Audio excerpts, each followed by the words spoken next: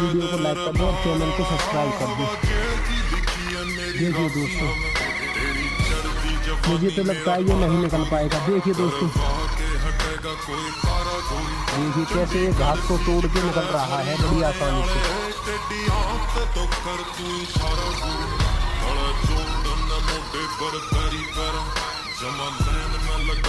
तो दोस्तों, वीडियो अच्छी लगी हो तो लाइक करना और चैनल को सब्सक्राइब करना।